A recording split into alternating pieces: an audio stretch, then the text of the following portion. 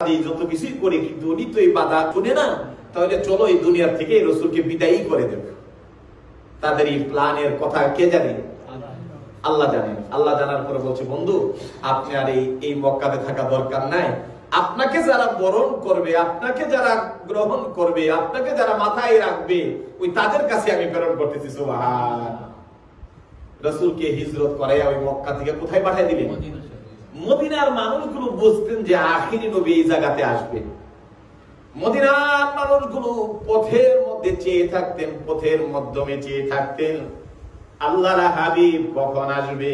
সুবহানাল্লাহ। রাসূল হিজরত করে রওনা করছেন। হঠাৎ করে যাইয়া এক ক্লান্ত শ্রান্ত অবস্থায় মরুভূমির মাঝখানে একটা ছোট্ট ঘর, ইবনে হিশামের মধ্যে আব্দুল্লাহ ইবনে হযরত ইবনে আব্বাস রাদিয়াল্লাহু আনহু বর্ণনায় এই কথাগুলো আসছে সিরাতুন নবুবিয়ার মধ্যে। আল্লাহর হাবিব রওনা দিলেন, যেতে যেতে রাস্তার মধ্যে হঠাৎ করে পানির পিপাসা লেগে গেছে।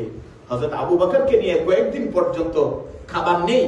আল্লাহর হাবিব সাল্লাল্লাহু আলাইহি সাল্লাম দেখেন রাস্তার পাশে একটা ছোট্ট ঘর আর বিরান ভূমি। অনেক সময় যারা মক্কা মদিনা থেকে গেছে, মাইলের পর মাইল, আহা কিচ্ছু নাই, গাছ নাই, পালা নাই, মরুভূমি। হঠাৎ করে মরুভূমির মাঝখানে ছোট ছোট তাঁবু দেখা যায়। আল্লাহর হাবিব হযরত আবু বকর রাদিয়াল্লাহু তাআলা কে বললেন, চলো আমরা যাই ওই তাঁবুর মধ্যে যাই, একটু ক্লান্ত লাগতেছে, ওখানে যাইয়া একটু বিশ্রাম নেবো, একটু পানি খাবো, অথবা যদি কিছু পাই খাবো। তাঁবুর ভিতরে চলে গেলেন, গিয়া দেখে একটা বৃদ্ধা মহিলা উম্মে মাবাদ, নাম কি? উম্মে মাবাদ, এক কোণে বসে আছে। আর নবীজি গেলেন, যাইয়া অনুমতি চাইলেন, যদি একটু অনুমতি দাও, তোমার তাঁবুর মধ্যে আমরা কিছু সময় অপেক্ষা করব। বলে, হ্যাঁ আপনি আসেন, অসুবিধা নাই। হযরত আবু বকর কেনিয়া তাঁবুর এক কোণের মধ্যে ঢুকলেন। রাসূল তাকায়া দেখলেন তাঁবুর এক কোণার মধ্যে একটা জীর্ণ শীর্ণ একটা ছাগল দেখা যায়, একটা বকরি দেখা যায়। নবীজি বললেন, উম্মে মাবাদ, তুমি যদি অনুমতি দাও তাহলে ওই যে বকরিটা দেখা যায় ওইটা থেকে আমি একটু দুধ দোহন করব। সুবহানাল্লাহ। উম্মে মাবাদ বলে, কি কোন আপনি? আমার যে আরো কয়েকটা বকরি আছে, আমার স্বামী ওই মাঠে চড়াইতে গেছে, এই বকরিটা এত দুর্বল যে সাথের বকরিগুলোর সাথে যাইতে পারে না, এটা তাঁবুর গুড়ার মধ্যে দাঁড়ায় রয়েছে, এটা তো মোড়ে মোড়ে বাপ, এটা থেকে আপনি দুধ দহন করবেন, এটা কিভাবে? বিকাঙ্গে এটা কিভাবে সম্ভব হতে পারে? এটা তো বিশ্বাস করা যায়। বললেন, হ্যাঁ তুমি যদি অনুমতি দাও তাহলে আমি ওই বকরির কাছে যাইয়া আমি একটু দুধ দহন করব। আমরা বড় ক্ষুধার্ত, একটু দুধ পান করে খাবো। হঠাৎ করে যদি আপনার যে গরু কোনোদিন বাছুর দেয় নাই, যে বকরি কোনোদিন বাচ্চা দেয় না, আর ওই বকরির কাছে যদি আমি গিয়ে হুজুর সাহেব বলি যে অনুমতি দিলেন, তখন অবস্থাটা কি হইব? কি কয়? বলল, হ্যাঁ আপনি যদি পারেন অনুমতি দিলাম, আপনি ওই বকরির কাছে চলে যান, ওই বকরিতে যাইয়া যদি পারেন আপনি দুধ দহন করেন। আল্লাহর হাবিব সাল্লাল্লাহু আলাইহি সাল্লাম বলেন, মাগো একটা ছোট কোন পাতিল আছে নি, দাও, দুধ দহন করলে তো কিছু লাগে। যতই বলে ততই মহিলা উম্মে মাবাদ উনি বড় উৎফুল্ল হচ্ছেন, কি কয় কি মানুষ। উনি একটা পাত্র দিলেন। হযরত আবু বকর সিদ্দিক রাদিয়াল্লাহু তাআলা আনহু নিয়ে ওই ঝরা জীর্ণ বকরিটার নিচে রেখে দিলেন। আল্লাহর হাবিব যাইয়া ওই বকরিটার উপরে হাত মোবারক রাখলেন, রেখে নবীজি বললেন, বিসমিল্লাহির রহমানির রহিম। হাদিস শরীফে আছে, আল্লাহ নবী রাহমাতুল লিল আলামিন নবী যখন হাত মোবারক রাখলেন, সাথে সাথে বকরিটার স্তনগুলো ফুলে গেল, একটু মোটা তাজা হয়ে গেল, আর সাথে সাথে স্তনগুলো দুধে ফুলে গেল। রাহমাতুল লিল আলামিন নবী হাত মোবারক নিচে রাখলেন, একটু একটু ধরলেন, কিছুক্ষণের মধ্যে ওই যে পাত্রটা ছিল এটা দুধে আল্লাহ রাব্বুল আলামিন ভরপুর করে দিলেন। সুবহান। নবীজি দুধ দহন করে আবু বকরকে বললেন আসো নিয়ে আসো। উনি নিয়ে আসলেন তাঁবুর ভিতরের মধ্যে। কেমন ইনসাফের নবী ছিলেন, কয়েকদিন ধরে এই রাস্তা অতিক্রম করেছেন, কত পিপাসা। নবীজি তো নিজে যেহেতু দুধ দহন করছেন, খেতে পারতেন। নবী বললেন আবু বকর আগে এই মহিলাকে দাও, কতদিন যেন তারা দুধ পান করে না। সে দুধ পান করলো, উম্মে মাবাদ দুধ পান করলেন এবং নবী বললেন আবু বকর তুমি পান করো। উনি পান করলেন, নবীজি পান করলেন, দুধ শেষ হয়ে গেল। কিছু সময় অবস্থান করে এবার উম্মে মাবাদকে বললেন তুমি আরেকটা পাত্র দাও। এবার দিলেন, নবীজি যাইয়া ওই বকরিটা নিচে আবার বালতিটা রাখলেন, এটা পরিপূর্ণ করলেন। এটা করে উম্মে মাবাদের এই তাঁবুর ভিতরে রেখে বললেন মা গো বড় উপকার করেছো, আমরা তো মুসাফির মানুষ, আমরা অপেক্ষা করব না, আমাদেরকে আমাদের গন্তব্যস্থানে যেতে হবে। সেখান থেকে রাহমাতুল আলামিন নবী আবার রওনা হয়ে গেলেন। কিছুক্ষণ পরে বিকাল বেলা ঘুরিয়ে গেল, এমন সময় ওনার স্বামী আসলো। এসে ঘরের ভিতর ঢুকেই দেখে কোণের মধ্যে দুধ পাওয়া যায়, বালতির মধ্যে দুধ দেখা যায়। বলল উম্মে মাবাদ ব্যাপার কি? ঘরে তো কোনো বকরি এমন ছিল না যেটা দুধ দিবে, তুমি কোথায় দুধ পাইলা? কে তোমার এই মরুভূমির মধ্যে দুধ দহন করে দিয়ে গেল? আর যে বকরি ছিল এইটা তো ঝরা জীর্ণ, যেটা অন্য বকরির সাথে মাঠে যেতে পারে না, এইটাও তো যাওয়ার কোনো ক্ষমতা নাই, তুমি দুধ পাইলা কোথায়? উম্মে মাবাদ বললেন ওগো প্রাণের স্বামী, এমন দুইজন পুরুষ আসছিল যাদের চরণ ধুলায়, যাদের চরণ ধুলিতে আজকে এই তাঁবু আলোকিত হয়েছিল, যাদের চরণ ধুলায় আজকে তাঁবু এই এলাকাটা বড় শান্তি রহমতে ভরপুর হয়ে গিয়েছিল। কে সেই মানুষ? তুমি চিনোনি? বলে না আমি চিনি না, আমি জানি না, তবে এই ঘটনা ঘটছে বলে কি আমাদের এই বকরিটা তো দুধ দেয় নাই। উনি আমার কাছে অনুমতি চাইলো দুধ দেওয়ার জন্য, আমি অনুমতি দিলাম। দেখলাম উনি যাই ওই ছাগলের উপরে হাত রাখলেন, রাখার পরে ওই বকরির থেকে উনি অটোমেটিকলি আমার বকরিটা সুন্দর তাজা হয়ে গেল। আর দুধগুলো উনি দহন করলেন, আমরা একবার খাইলাম, যাওয়ার পূর্বে আবার উনি দহন করলেন, এই দুধ রেখে গেলেন। স্বামী কইটা কেমন মানুষ আমাদের মাঝে আসছে। তখন এই বুখারী শরীফ, মুসলিম শরীফের মধ্যে আছে, শামাইলে তিরমিজির মধ্যে আছে, তাফসীর আপনার এই ইবনে ইসহাক সিরাতুন নবুবিয়ার মধ্যে এই ঘটনাগুলো আসছে। বলল রে উম্মে মাবাদ, যে মানুষটা আসছিল যার চরণ দড়িতে আল্লাহ রাব্বুল আলামিন এই শুকনো তাজার মধ্যে সুন্দর দুধের ব্যবস্থা করে দিয়েছেন, এই লোকটা দেখতে কেমন ছিল? উনি কেমন ছিল একটু বলো না। তো উনি বর্ণনা দেওয়া শুরু করলেন। আমি উম্মে মাবাদ বলে আমি একবার তাঁবুর ভিতরে আকাশের সূর্যের দিকে তাকাই, আরেকবার ওই ব্যক্তির চেহারার দিকে তাকাই। আমি দেখলাম আকাশের সূর্যের চেয়ে মনে হয় উনার চেহারার মধ্যে আরো উজ্জ্বলতা আল্লাহ দান করেছে। উনি যখন হাসি দিতেন মনে হতো মুক্তার মতো, গোলাপের মতো ফুটে যেত চেহারাটা, মুক্তার মতো দাঁতগুলো বাহির হয়ে যেত। উনি অট্ট হাসি দিতেন না, উনি জোরে কথা বলতেন না, উনি আস্তে কথা বলতেন কিন্তু অনেক দূরে চলে যেত। এমন একটা বর্ণনা শামাইলে তিরমিজির মধ্যে, বুখারী মুসলিমও ঘটনাটা আসছে, এমন একটা বর্ণনা মহিলাটা দিলেন যে ১৫০০ বছর আগের ঘটনাটা, এই বর্ণনাটা আজকে হাদিসের কিতাবের মধ্যে, সিরাতের কিতাবের মধ্যে লিপিবদ্ধ হয়ে আছে। সুবহানাল্লাহ। বলল উনি তো সাধারণ মানুষ না, উনি তো সাধারণ মানুষ হতে পারে না, যার হাতের বরকতের মধ্যে, যার চেহারার মধ্যে যা তুমি যে বর্ণনা দিয়েছো। ওনার স্বামী বলল তোমার এই বর্ণনা অনুযায়ী বোঝা যাচ্ছে উনি বুঝি হবে এই জামানার আখিরি জামানার পয়গম্বর নবী মুহাম্মদুর রাসূলুল্লাহ। চলো আমরা এই মরুভূমিতে না থাইকা আমরা চলে যাই ওই যে জায়গার মধ্যে যাই ওনাকে পাবো, সেখানেই আমরা ওই নবীর ধর্ম গ্রহণ করি। সুবহানাল্লাহ। তো যাই হোক, অনেক কথা চলে যায় বিভিন্ন দিকে। সেই নবীকে তারা আপ্যায়ন না করে রসুলকে পাগল বললেন। শেষ পর্যন্ত আল্লাহ রাসূলকে তারা মারার জন্য প্ল্যান করলেন। আল্লাহ পাক সেখান থেকে হিজরতের মাধ্যমে মদিনাতে নিয়ে গেলেন। আল্লাহর হাবিব চলে গেলেন। আল্লাহ রাব্বুল আলামিন জানিয়ে দিলেন, ইন্না বালাউনাহুম কামা বালাউনা আসহাবাল জান্নাতি। আমি তাদেরকে, এই মক্কাবাসীকে এমন রাসূল দিলাম, এই রাসূলকে তারা বরণ করে না করে নিয়া রাসূলকে তারা বিভিন্ন ধরনের কথাবার্তা বইলা অপবাদ দিল, শেষ পর্যন্ত রাসূলকে থাকতে দিল না। রাসূল চলে গেলেন, অথচ তাদের উচিত ছিল আল্লাহর হাবিবকে গ্রহণ করে কলেমার পতাকার তলে চলে আসা। কিন্তু এই জাতি বড় নির্বোধ জাতি, রাসূলকে পাওয়ার পরও যেহেতু গ্রহণ করলো না, এই জাতিদের কত কপাল পোড়া জাতি তোমাদেরকে জানাই দিই। তো আল্লাহ পাক রাসূলের এই নিয়ামতটা পাওয়ার পরে রাসূলকে গ্রহণ না করার কারণে তারা যে কতটা ক্ষতভাগ্য জাতি, আল্লাহ পাক উদাহরণ দিয়া ওই জাতিকে, মক্কাবাসীকে বুঝাই দিলেন। একটা উদাহরণ আল্লাহ পাক নিয়ে আসলেন। এটা রাসূল সাল্লাল্লাহু আলাইহি সালামের ধরেন ঈসা আলাইহিস সালাম আর নবীর মাঝখানে 500 বছর পর্যন্ত কোন নবী ছিল না।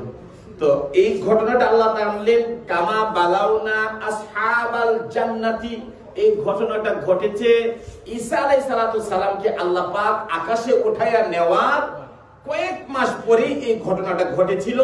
তাদের সাথে আল্লাহ পাক এই ঘটনাটা ঘটেছে। এই 500 বছরের আগের ঈসা নবীর কয়েকজনের এই বাগানওয়ালাদের ঘটনাকে টেনে এনে কোরআনের মধ্যে আল্লাহ পাক রব্বুল আলামিন মক্কাবাসীকে জানাই দিয়েছেন, আমি তোমাদেরকে ওইরকম পরীক্ষা করেছি যেমন ভাবে পরীক্ষা করেছিলাম ওই ঈসা নবীর যুগের কয়েকজন বাগান গার্ডেনের মালিকদের সাথে আমি যেমন ব্যবহারটা করেছি। এখন এটা কি হয়েছিল ঘটনাটা আল্লাহ পাক জানিয়ে দিলেন, বালাউনা আসহাবাল জান্নাহ। এখন ওই যে বাগানওয়ালার মালিকদের সাথে আল্লাহ কি ব্যবহার করেছিলেন, ঘটনাটা হলো হযরত ইবনে আব্বাস রাদিয়াল্লাহু তাআলা আনহু তাফসীরে কুরতুবীর মধ্যে, ইবনে কাসিরের মধ্যে, মারিফুল কোরআনের মধ্যে খুব মাশহুর একটা ঘটনা। আল্লাহ পাক কোরআনের মধ্যে ঘটনাটা টেনে নিয়ে আসেন। আর এই ঘটনাটা মেইন ঘটেছিল আল্লাহর হাবিবের 500 বছর আগে ঈসা নবীকে যখন আল্লাহ প্রেরণ করেছিলেন, ঈসা আলাইহিস সালামকে যখন আল্লাহ আকাশে উঠিয়ে নিলেন, তার কিছুদিন পরে এই ঘটনাটা ঘটছে। এখন এই ঘটনাটা কোথায় ঘটছে? ঘটনাটা ঘটছে এটা হলো আপনার এই যে সিরিয়া রাজধানী কোথায়, সানা থেকে 6 কিলোমিটার দূরে একটা জায়গা ছিল। ওই জায়গাতে এক আবেদ লোক বসবাস করতেন, খুব নামাজি, ঈসা নবীকে মানতেন, আল্লাহর প্রতি তার বিশ্বাস ছিল এবং উনি আল্লাহর পুরো দিনদার মানুষ ছিলেন। তো সেই দিনদার মানুষ, সে আল্লাহর প্রতি তার ভক্ত ছিল, পরকালের প্রতি তার ঈমান ছিল। তো এই মানুষটা যে বাগান ছিল, আল্লাহ পাক তাকে যে সানার ওখানে প্রসিদ্ধ আঙ্গুর হইতো, বিভিন্ন বাগান গার্ডেন ছিল। তো এই বাগানের মধ্যে সে যখন বাগান ফলাদি করতেন, তো এই ফসলাদি করার পরে সে কি করত, যখন এটা ফসল কাটতে যাইতেন, কাটার সময় অনেক সময় ফসল কাটতে গেলে কোনো আঙ্গুরের থুরকা অথবা কোনো আপেল অথবা যে কোনো ফসল কাটতে গেলে কিছু নিচে পড়ে যায়। তো উনি কি করতেন, এই ফসল নিচে পড়ার ফসলটা যারা ওই বাগান কাটার সময় আপনার থাকতো, অনেক গরিব মিসকিন অসহায় মানুষ যাইতেন, তাদেরকে এটা দিয়ে দিতেন, তারা এটা টুকায় নিয়ে যেত। বাংলাদেশেও দেখবেন, আমরা দেখেছি ছোট সময় যে অনেক সময় ধান কাটার সময় এলে, আগে তো খালি পানির বর্ষার ধান ছিল, তো কিছু গরিব মানুষ ছিল যার কোনো জমি জমা ছিল না, তো আপনি ধান কাটতেছেন, পাশনে কিছু গরিব মানুষ ছিল, ছেলে বাচ্চারা, তারা টুকুরি নিয়ে ধান টুকাইতেন। তো মানুষ ধান কেটে যেতেন, কিছু ধান এটা সারাদিন টুকুরে তারা করে নিয়ে যেতেন। ওই ভদ্রলোক আল্লাহর প্রতি তার এমন বিশ্বাস ছিল, উনি ফসল আদি কাটার পরে কিছু যেটা পরে যেত, এটা ওই গরিব অসহায় মানুষদেরকে দিয়ে দিতেন। এটার কিছু একটা অংশ কাইটাই না, যখন আবার এটাকে মারণীতি দিতেন, বাসার মধ্যে কিছু অংশ আবার গরিব মিস্ত্রিদের দিয়ে দিতেন। এইভাবে এটার প্রায় 4 ভাগের 1.5 অংশ উনি দিয়ে দিতেন, আর 2.5 অংশ উনি বাসায় রাখতেন। তার 3 ছেলে ছিল। কয় ছেলে? 3 ছেলে ছিল।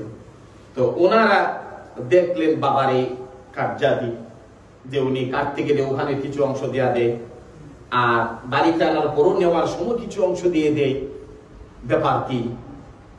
তো কিছুদিন পরে উনি ইন্তেকাল করলেন।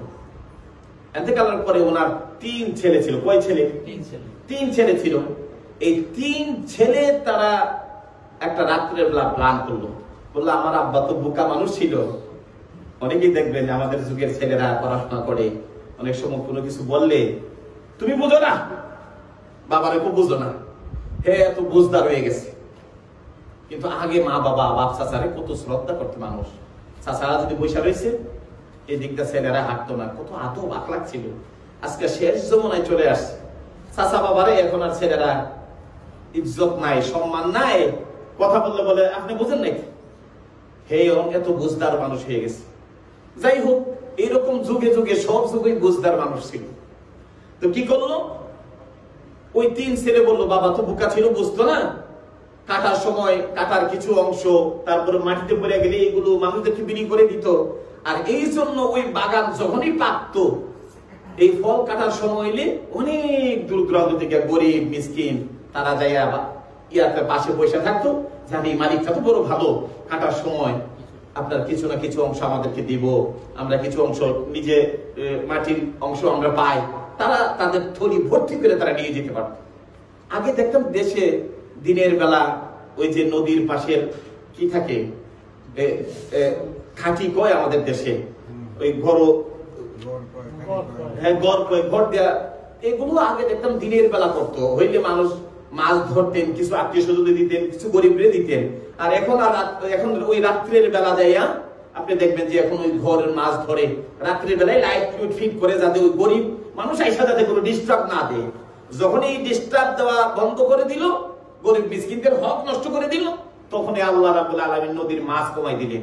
এখন আর নদীর বরকতের আগের মতো বড় বড় ইলিশ, গ্রানুলা মাছ, ওই দেশের শিং মাছ, এগুলো আর পাওয়া যায় না। যে মাছের মধ্যে মাটি খান না মাছই খান, এগুলো আর বোঝা যাচ্ছে না। যখন হকদারদের হক নষ্ট করবেন, তখনই আল্লাহর রহমত ওই জমিন থেকে কি করে আল্লাহ পাক উঠায় নেয়।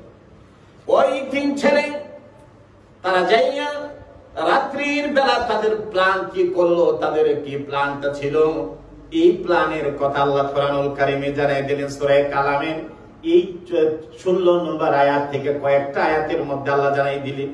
তারা 3 ভাই দেয়া পরামর্শ করে, কি পরামর্শ করলো, এই পরামর্শের কথাটা আল্লাহ কোরআনে কোট করে দিলেন। আল্লাহ জানাই দিলেন, ইয আকাসামু লা ইয়াসরিমুন্নাহা মুসবিহিন। তারা বলে ইয আকাসামু, আমরা আল্লাহর কসম করে বলি, আমরা কসম খেয়ে বললাম, আমরা কসম খেয়ে বললাম রে আমার ভাইরা, ইয আকাসামু, আমরা কসম করে বলছি, লা ইয়াসরিমুন্নাহা মুসবিহিন, ইয়াসরিমুন্নাহা, অবশ্যই আমরা ফসল কাটবো। এটা কোন সময়, মুসবিহিন, সাবহুন বলা হয় সকাল, অর্থাৎ সকাল হওয়ার সকাল ভোর ভোরে আমরা আমাদের জমিনের মধ্যে আমরা চলে যাব, সেখানে যাইয়া আমাদের ফসল কেটে ফেলবো। যেহেতু বাবা নাই, যেহেতু বাবা থাকলে এটার ফসল কাটার সময় গরিবদেরকে দিত, মিসকিনদেরকে দিত, ইতিমদেরকে দিত, কাটা অংশটুকু নিচে বলে এগুলো দিয়ে দিত। এগুলো দিলে আমাদের গোলা ভর্তি হবে না, এই জন্য আমরা সকাল সকাল যাইয়া আল্লাহর কসম, আমরা যেহেতু বাবাই নাই, এখন আমাদের সুযোগ চলে আসছে, সকাল ভোরবেলা যাইয়া আমরা আমাদের জমিনের ফসলগুলো কাইটা আমরা বাড়িতে চলে আসব, আমরা আমাদের গোলাগুলো পূর্ণ করে ফেলবো। এই কসম তারা খাইলো। আর তারা চিন্তা করলো যাতে গরিব যাতে না পা, মিসকিন যাতে না ডিস্টার্ব দেয়, এই জন্য আমরা আমাদের ফসলটা কাইটা নিয়ে আসবো। তারা এই চিন্তা করে ফসল কাটার জন্য সকালবেলা তারা রওনা হবে। এই সময়ের মধ্যে আল্লাহ পাক রব্বুল আলামিন তাদের উপর একটা গজব পাঠাইছিলেন। কি পাঠাইছিলেন? একটা গজব আল্লাহ প্রেরণ করছে। আল্লাহ রাব্বুল আলামিন এই বাগানের মালিকদের ইয়ামেনের সানা থেকে 6 কিলোমিটার দূরে যে বাগান বাবা সব সময় কেটে মানুষদেরকে, এতিমদেরকে, অসহায় মানুষদেরকে দান করতেন, আজকে বাবা ইন্তেকালের পরে সন্তানেরা বলল, কসম খায়া বলল, আমরা আর কোন এতিম মিসকিনদেরকে দিব না, আমরা এই সম্পদ আমরা নিজেরাই ভোগ করব। এই জমিনের ফসল কেটে আমরা এনে বাসার মধ্যে আমরা গুদামজাত করে সারা বছরের জন্য আমরা ব্যবস্থাপনা করব। এই জন্য বাবা রেখে যাওয়া কোনো দান খয়রাত, দেখা গেছে আগে মা বাবারা দেশে গেলে ঈদগাতে দিছে, মসজিদে দিছে, এতিম মিসকিনদেরকে দিছে। এখন বাবা মারা গেছে, ছেলেরা তো ধনী, বছরে একবার আসে। আপনি ঈদের সময় বেড়াইতে গেছেন বাড়িতে, আপনার বাবার সমস্ত সবাই টাকা পয়সা দিত, গরিব মিসকিন আত্মীয় স্বজন আসতো, আপনি এত বড় লোক, আবার যাইয়া বাবার মরার পরে ওই বাড়ির মধ্যে এমন লোহার গেট দিয়েছেন, বাপ রে বাপ। এখন ফকির মিসকিন ঘরের কিনারা যাইবো দূরের কথা, ওই লোহার ফাঁক দিয়ে আপনি তাকাই থাকে, দেখে এরকম ভাবে আপনি কেমন আছেন। আর ওই দারোয়ান রাখছে বড় কঠিন বন্দুক সোজা করে রাখছে, বেশি ডিস্টার্ব দিবা গুলি করে দেবো, ওইটা সাবের পারমিশন আছে। তো যারাই কিছু আনতো তারা বলে বাপরে বাপ ঠিক করবার দারোয়ান লোক, এই লোহার গেটের কাছে আর এখন আর মানুষ যায় না। উচিত হলো বাবার আমলের কিছু আমল যেন তোমাদের মধ্যে থাকে, যারা গরিব মিসকিন অসহায়, এই কোরআনই গুলো সাক্ষী দিচ্ছে। আল্লাহ ওই তিন ভাই প্ল্যান করলেন, আমরা যে কোনো মূল্যে সকাল সকাল যাই আমরা আমাদের বাবার রেখে যাওয়া ফসল, উনি তো বোকা মানুষ ছিলেন, হালি গরিবদেরকে দিতেন, আমরা দেব না, আমরা ফসল কেটে সকাল সকাল এসে এটাকে মারাইয়া আমরা আমাদের গুদামজাত করে ফেলবো, এইটা কোনো মানুষদেরকে আর আমরা দেব না। এই প্ল্যান যখন তারা করলো, এই প্ল্যান যখন শেষ হয়ে গেল, আল্লাহ রাব্বুল আলামিন তাদের প্ল্যানের আগে আল্লাহ নিজে আরেকটা প্ল্যান করে রাখলেন। সুবহানাল্লাহ। কি করলেন? আল্লাহর একটা প্ল্যান আছে, আপনারা যত প্ল্যানিং করেন আল্লাহর একটা প্ল্যান থাকে। আল্লাহ রাব্বুল আলামিন একটা প্ল্যান করলেন। তারা যখন এইভাবে চিন্তা, তারা যখন শুরু করলো, আর তারা যেহেতু বাবা যেহেতু ইমানদার ছিল, নেককার ছিল, ছেলেরা তো ইমানদার, তারা কি বলল? বলল ইদ আকসামু লা ইয়াসরিমুন্নাহা মুসবিহিন, আমরা আগামীকাল সকাল সকাল যাইয়া আমাদের ফসল আদি যা আছে সব কাইটা নিয়ে আসবো। তাফসীর ইবনে কাসিরের মধ্যে আসছে এই কথার মধ্যে আরেকটা বেয়াদবি ছিল। এই বেয়াদবিটার আসার গজবটার কারণ আরেকটা ছিল। কি বেয়াদবি ছিল? যেহেতু তারা মুসলমান ছিল, ঈসা নবীকে তারা মানতো, বাবা ইমানদার ছিল, দিনদার ছিল, দানবীর ছিল, ছেলেগুলো ছিল কিন্তু একটু কৃপণ ছিল। কৃপণ হওয়ার কারণে তারা এতিম মিসকিনদেরকে সম্পদ দিবে না, নিজেরাই ভোগ করবে। আর সকাল সকাল যাইয়া সম্পদ তারা যাইয়া জমি থেকে তারা ফসল কেটে নিয়ে আসবে। কসম খেয়ে বললো, কিন্তু এই কসমের মাঝখানে তারা বলে নাই যে আগামীকাল ইনশাআল্লাহ আমরা সকালবেলা ফসল কাটবো। তো হাদিস শরীফের মধ্যে আসছে, যখনই বলবেন যে আগামীকাল দেশে যাব, আমরা যেন বলি ইনশাআল্লাহ আগামীকাল দেশে যাব, আগামীকাল আমি এই কাজটা করব, আমি যেন বলি ইনশাআল্লাহ আগামীকাল আমি এই কাজটা করব। ইনশাআল্লাহ, আল্লাহ চাহিত, আল্লাহ যদি চান আমি কাজটা করবো, যদি না চান পারবেননি করতে। না, মুমিনের বিশ্বাস তো কার উপরে? আল্লাহর উপরে।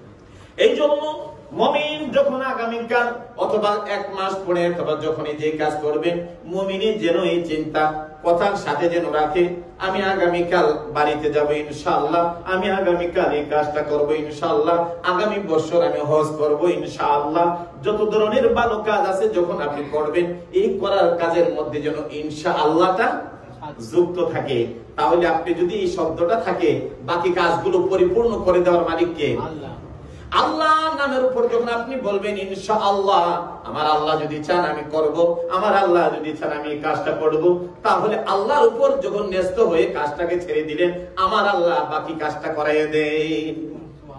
যেহেতু ওই বাগানের মালিকের সন্তানগুলো তারা ইনশাআল্লাহ বলে নাই, এবং তারা বলল ইদ আকসামু লা ইয়াসরিমুন্নাহা মুসবিহিন, সকাল হওয়ার আগে আগে আমরা যাই আমাদের ফসল কেটে নিয়ে আসব।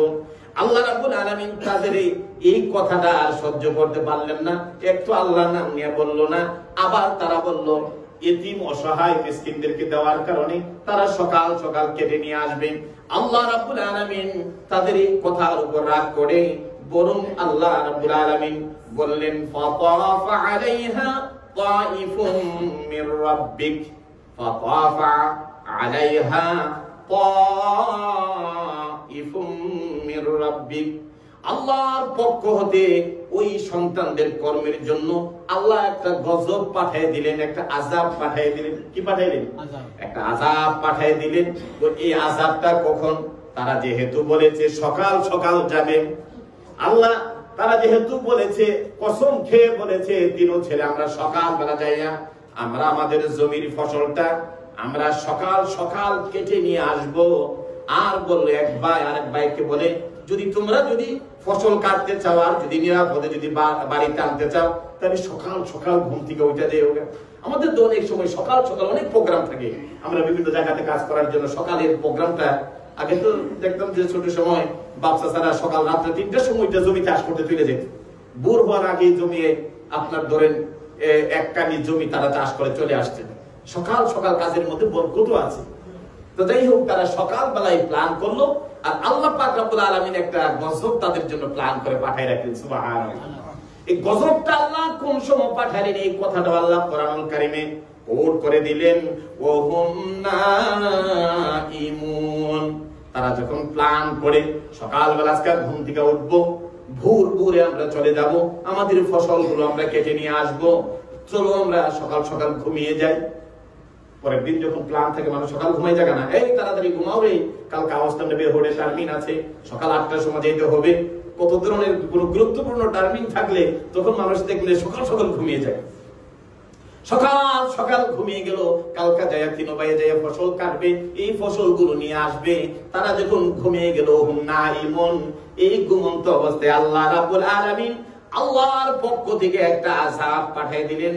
ফাআসবাহাত কাসসারিম, আল্লাহ রাব্বুল আলামিন আকাশ থেকে একটা আগুন পাঠিয়ে দিলেন।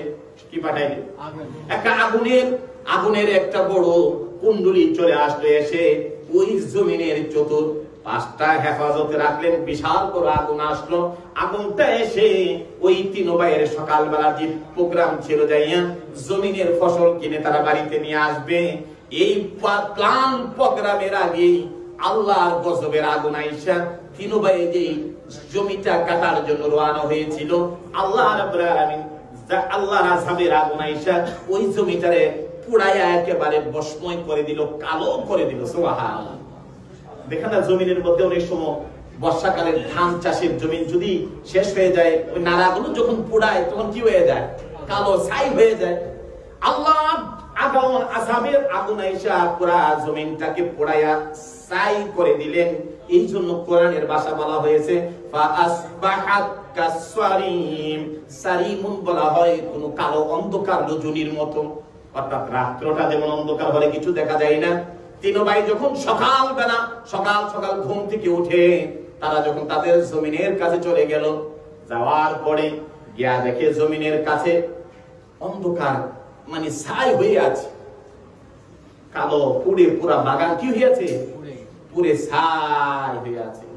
তো একটা আরেকটা কয় ফালাম্মা রাআউহা ক্বালু ইন্না দাল্লুন, এক ভাই আরেক ভাইকে বলে, ব্যাপার কি, আমরা কি পথভ্রষ্ট হয়ে গেলাম? দাল্লুন ওয়ালা দাল্লিন, দাল্লুন বলা হয় পথভ্রষ্ট, অর্থাৎ আমরা কি পথভ্রষ্ট হয়ে গেলাম? আমরা কি জায়গা মতে আসতে পারছি না? আমরা কি ভুল করে অন্য জায়গাতে চলে আসলাম নাকি? জমিন দিন কালো দেখা যায়, পুরে দিনই সার হার হয়ে আছে, ব্যাপারটা কি, কারণটা কি? তো একটা আরেকটা কয়, আমার কাছে তো এমনই লাগতাছে। তিন ভাই তো মেজু ভাই যেটা আছে এটার ব্যাপারে কোরআনে কিছু কোট করে দিয়েছেন। ওই মেজু ভাইটা একটু ভালো ছিল, সে আল্লাহর প্রতি তার ঈমান ভালোবাসা ভালো ছিল, সে কিছু কথা বলছিল, বলার পরেও কিন্তু এখন বলতেছে ব্যাপার কি, আমার কাছে তো এমন লাগতাছে, জমিন তো আমাদেরই লাগে, আবার এটা পোড়া কেন? এটার দিক কিছু না, ছাই দেখা যায়, ফসলগুলো পুইরা জমিনের মধ্যে ছাই হয়ে পড়ে আছে।